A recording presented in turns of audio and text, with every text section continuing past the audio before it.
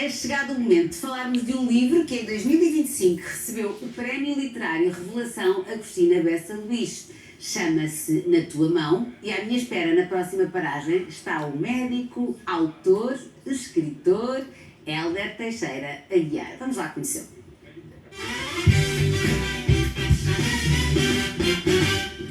Olá Hélder! Olá Rita. Tudo bem? Tudo bem. Muito contente de te conhecer, muito curiosa com o teu livro.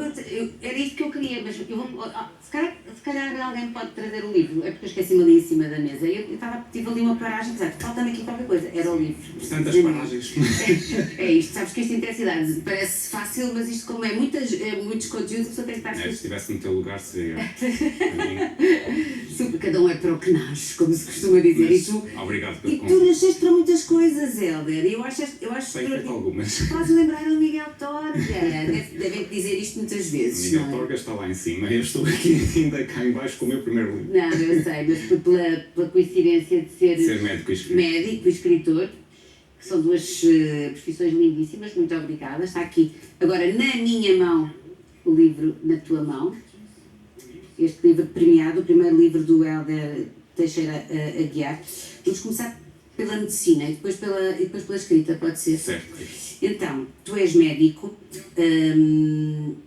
licenciaste em Medicina pela Faculdade de Ciências Médicas da Universidade Nova de Lisboa e tens especialidade em Medicina Geral E familiar. E familiares. E cuidados paliativos? Cuidados paliativos, acabei por tirar essa formação complementar, por acaso foi no King's College de Londres. Depois foste para Londres. No abrigo de uma bolsa da Fundação. Cuidados paliativos, que é uma área tão bonita, mas tão dura. São áreas que se complementam e nós, fruto também do envelhecimento da nossa população, contactamos cada vez mais, enquanto médicos de família, com pessoas com doença avançada ou até em fim de vida e cada vez mais temos essa necessidade, sentimos essa necessidade, temos mais formação, porque muitas vezes somos o único elemento médico ali a cuidar de alguém, sobretudo porque não há equipas suficientes. Certo. Na nossa realidade, ainda há poucas equipas de cuidados paliativos, deviam haver mais. É. E mesmo caso números suficientes, quer dizer, não vai haver suficiente para cobrir 100% da população, porque haverá pessoas que não necessitarão de cuidados complexos, vão necessitar de ações paliativas que os médicos de família poderão prestar. Portanto, acho que é uma área transversal à medicina geral familiar e tem muitos pontos em comum, como o cuidado holístico da pessoa, centrado na pessoa. Eu vejo muitos colegas meus tirarem esta formação porque também se apaixonam realmente pela temática e porque sentem essa necessidade. Sim, é fascinante, sem dúvida nenhuma. Tu estás a exercer neste momento medicina? Sim. Onde? São João da Madeira. É São João da Madeira. Minha terra natal. Na tua terra natal, exatamente. E recebeste, como eu estava a dizer há pouco, o Prémio Revelação Agostina Bessa Luís, que foi dado a esta tua obra. E eu vou citar aqui o antigo ministro e administrador da Fundação Carlos Gulbenkian, Guilherme de Oliveira Martins, que diz assim na nota de divulgação do prémio: há neste romance uma frescura que cativa e uma qualidade de linguagem e construção narrativa que deixa entrever conseguimentos literários futuros de uma grande valia. O que é que tu sentes quando lês isto? Que é como o primeiro livro, é espantoso, não é? Foi uma surpresa enorme. Quer dizer, quando concorremos a estes prémios temos sempre alguma expectativa, claro. Verdade. Mas foi uma grande porta que se abriu para mim, porque durante muito tempo, enquanto eu escrevi este livro ao longo de 3 anos. 3 anos. E durante muito tempo eu pensei, bom, se calhar nunca irei conseguir publicar, porque atendendo ao mercado editorial é muito difícil, há muitos escritores que tentam publicar e não conseguem. Vejo grandes escritores, por exemplo, a própria Carla Paes, que venceu agora o Prémio Leia, ela teve vários livros que foram rejeitados e eu pensava, na minha pequenez, quem sou eu para estar aqui a pensar que um dia serei publicado? E estes prémios, o Prémio Agostina Bessa Luís, que infelizmente este ano não teve uma reedição, espero que volte brevemente, às vezes servem para nós, enquanto autores, ou os que tendemos exatamente uma esperança de um dia serem publicados. Tem que ter a invisibilidade. Naquele dia, quando recebi a chamada do professor Guilherme Oliveira Martins, realmente foi um desabio, porque foi uma surpresa enorme. Deve ter sido uma surpresa. Olha, vamos tentar perceber, Hélder, porque este teu livro, uma das coisas que mais impressionou os críticos e as pessoas que o leram, e que eu vou já levar isto para as férias, vou-te já dizer, foi o aturado trabalho de pesquisa que tu fizeste sobre uma realidade que não é uma realidade que te está próxima. Portanto, vamos começar pela temática do livro. Podes explicar um bocadinho e da investigação que fizeste para conseguir chegar a a tanto detalhe que impressionou muito a crítica, nomeadamente a crítica que te ofereceu este prémio. Portanto, esta, basicamente, na tua mão é a história de dois irmãos, luso-venezuelanos, um tem 11, outro tem 16 anos, que se veem forçados a fugir do regime venezuelano, na sequência do desaparecimento da mãe, jornalista. E para conseguirem alcançar Portugal, a terra dos avós, eles vão ter que arriscar a vida numa das rotas migratórias mais perigosas, mais sombrias do mundo, que é a Darien. O que é isto de Darien? Que é tal que tu estudaste ao detalhe. Isto é o detalhe, pronto. Tudo isto começou com uma reportagem que me surgiu no ecrã num dia em que estava a ler muitas notícias de todo o mundo e apareceu-me essa reportagem no ecrã da Nadia Dost, que lhe valeu até o prémio Pulitzer. Pulitzer. Exato. E essa reportagem impressionou-me. Havia a descrição do próprio artigo, mas as fotografias, muitas pessoas na selva, entregues à lama, aos rios, à floresta cerrada, e pessoas que... A fugirem do regime ditatorial. Sim, por várias razões. Portanto, havia ali pessoas que pareciam vir da África, outras da América do Sul, eram de várias proveniências. Assaltou-me logo esta ideia, porque via-se pelas imagens, não é? Era como se o hemisfério sul estivesse todo ali despejado naquele gargalzinho, que é aquele estreito entre a América do Sul e a América Central, aquele estreitinho que nós conhecemos nos mapas, tem esta selva, que é uma selva virgem, praticamente inexpugnada, não é? Há centenas de anos nunca ninguém construiu lá nada, e que tem servido de passagem para estas pessoas de diversas proveniências para norte. E haviam lá várias rotas migratórias, umas controladas por cartéis, outras nem tanto, e todo o tipo de violência natural, pelo facto de ser uma floresta, não é? Um território muito hostil em termos naturais, e depois a violência mais fabricada, não é? Mais artificial, mais humana, porque depois havia lá toda uma rede de criminosos que se aproveitavam, colocavam tendas até à margem dos caminhos para praticarem de forma sistemática esta violência. Isto tu viste na reportagem, ou tu estás já aqui a dar-me um relato daquilo que tu viste nessa reportagem que ganhou o prémio Pulitzer e depois daquilo que foste investigar para escrever o teu livro? Depois fiz uma investigação mais aprofundada, não é? Foi naquele momento que tu disseste, ok, isto, queres escrever sobre isto? Eu, desde há muito tempo, que sentia este ímpeto para escrever, se calhar desde adolescente, não é? E esta história eu senti que veio ter comigo, quando li a reportagem. É muito engraçado, há pessoas que escrevem, têm esse ímpeto da escrita, mas que nunca ousam avançar para... Sim, eu era essa pessoa que nunca ousava avançar, mas realmente a história foi, chamou-te. Chamou. E depois porque senti que aquelas pessoas não estavam representadas.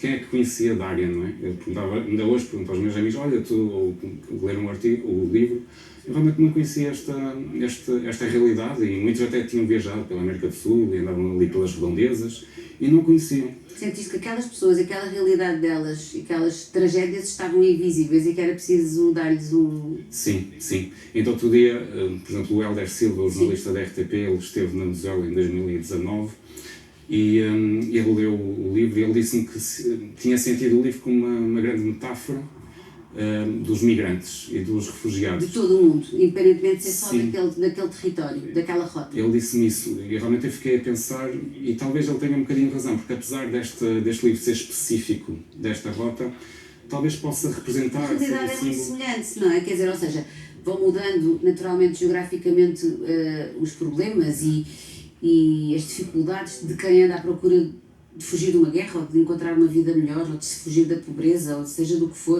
das bombas, mas na realidade os dramas humanos são muito semelhantes. São não é? semelhantes. E fascinou-me também o contacto que ali existia, porque realmente eram pessoas de diversas proveniências que depois criavam laços de fraternidade para se ajudarem umas às outras. Depois deixava de interessar qual era a proveniência da pessoa. Até havia eu lia artigos que demonstravam uma certa camaradagem entre as pessoas, até uma picardia entre nacionalidades, que é que consegue ajudar mais, e isso também me fascinou, esse lado mais solidário. Mais solidário. Também, já acho que já era o Hemingway que dizia que leva para a vida quem está contigo, é uma coisa qualquer do género nas trincheiras, não é? Porque quem está connosco na guerra ou numa situação de grande complexidade e de grande vulnerabilidade humana, depois normalmente são pessoas que ficam connosco para o resto da vida. Também essa solidariedade te impressionou. Impressionou-me bastante essa solidariedade.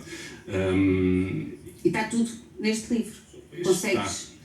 A história reflete essa solidariedade e também o lado mais duro, realmente, esta travessia, porque era uma travessia onde havia todo tipo de situações más, não é? Todo tipo de horrores que nós conseguimos imaginar. Basta, por exemplo, o relatório do Médicos Sem Fronteiras relatava um episódio de violência sexual a cada 3 horas. Imagina o que isto era para estas pessoas. E os adultos que iam para lá já sabiam um bocadinho desta realidade e mesmo assim partiam porque aquilo que os empurrava de trás, não é? dos seus países de origem, arrastava-os para ali e eles não tinham outra hipótese de não seguir em frente, apesar de saberem das consequências. Era a morte ou... Basicamente, pronto, e isso impressionou-me e esta selva, não é? O livro às vezes parece até um bocadinho cinematográfico e muito intenso, mas não foi um artifício meu para cativar o leitor. Não, eu de certeza que não. Não foi uma técnica de manipulação, foi mesmo uma coisa que tu sentiste, não é? Foi o que eu senti, porque no mesmo dia a pessoa podia, para além da exaustão, que era enorme numa selva que tinha montanhas de lama, tinha ravinas, tinha rios que tinham que atravessar, depois da fome, não é? Não havia lá sítios para comprar comida, as pessoas tinham que levar aquilo que tinham e se eram roubadas ou se comiam mais ou se tinham que protelar a sua estadia na selva ficavam sem comida. Depois a própria violência, não é? Muitas vezes muitas mortes pelo caminho, pessoas que tinham amigos que tinham de deixar para trás porque torciam o tornozelo, etc. Toda essa violência. Eu ia perguntar uma coisa que era, onde é que, se também a tua experiência como médico, se também está neste livro, se também a usaste? Eu acho que há sempre um diálogo entre as duas partes. É, não é? A arte da medicina e a arte da escrita requerem uma mesma ferramenta, que é a da escuta. E acho que é preciso escutar muito as pessoas e as outras realidades para conseguir escrever um livro, não é? É uma coisa que sempre tive desde criança, se calhar foi um bocadinho de ser filho único. Entretinha-me, não é? A fabricar histórias na minha cabeça, com os leguinhos e com os bonecos e tudo mais, e também me porto um bocadinho na pele das outras pessoas, até quando ia aos telejornais, na nossa altura dava as tragédias, não é, da África, os dinheiros... Também ficavas a sonhar e a pensar nisso? Eu ficava a cismar com isso, e pensava muitas vezes até dilemas existenciais, porque é eles e não eu, porque é que eu estou aqui e porque é que eles têm que sofrer. Eu às vezes pensava nisso, porque é que eu sou privilegiado de estar aqui. Quem é que escolheu isto? Foi Deus? Foi alguém? Qual é o critério? Qual é o critério? Isso, pronto, eu tive sempre isso um bocadinho em mim e esse desassossego, nunca soube muito bem o que fazer com ele, até que descobri os livros, a leitura e agora também a escrita. Que bonito. Olha, eu acho que tu fizeste muitas coisas com esse desassossego. Acho que esse desassossego é um privilégio também, porque é de alguém que sabe sentir e pensar, não é? Quem nos dera a nós que todo o mundo tivesse esse desassossego, certamente estaríamos noutro... E acho que temos todos esse potencial, às vezes estamos distraídos ou somos levados por outras correntes. Sim, temos todos. Infelizmente. Depois há uns elders que escrevem livros e vão para médicos. Ou seja, conseguem marcar assim uns golos incríveis, não é? Eu acho que o outro dia estiveste aqui com o José Luís Peixoto e disse uma coisa muito interessante, que era de viajarmos para a nossa infância, não é? Ficámos todos com essa frase na cabeça. Eu fiquei com essa frase na cabeça quando ele diz, eu já disse isto tantas vezes, quando ele diz, nós passamos o resto da vida a olhar para a infância. Sabes aqueles momentos em que está uma pessoa, eu fiquei assim, pronto, agora já sei que já vou sair, pronto, acabou, já não consigo pensar em nada. Mas é isto, não é? Eu acho que não há nenhuma criança que nasça com preconceitos, não é? Certo. E às vezes quando falo com pessoas que estão com muitos preconceitos e com ódios, eu às vezes faço-as olharem para a sua infância, tu eras assim, e eles às vezes ficam calados a olhar para mim. Há ali um momento em que eles realmente têm essa percepção de tudo isso que eles Mas também há ao contrário, também há pessoas que tiveram infâncias, e essas são verdadeiramente heroicas, tiveram infâncias terríveis e que por causa dessas infâncias terríveis conseguiram, não, eu não quero isto nem para mim, nem para os meus, nem para a geração que aí vem, então mudam o chip. Bem, mas isso dava tudo uma outra conversa, sim, se calhar outro dia. Conversar aqui Olha, Helder, muitos parabéns, não só pelo prémio, porque os prémios sabem muito bem e são bons para valorizar e para te validar. Espero que isto tenha validade mesmo. Obrigado. E que agora continues a escrever, mas também não deixes de ser médico, nós precisamos muito, muito de médicos. É o que todos os meus utentes dizem, o doutor não vai sair daqui, pois não. E eu digo, claro. não, para já Vais Estou conseguir. contente em combinar as duas áreas. Tal e qual como o Miguel Torga, que foi assim que começámos esta entrevista. Obrigada, Ela. Obrigado, Rita. Foi um gosto Foi um mesmo. gosto. E na última paragem do Intercidades,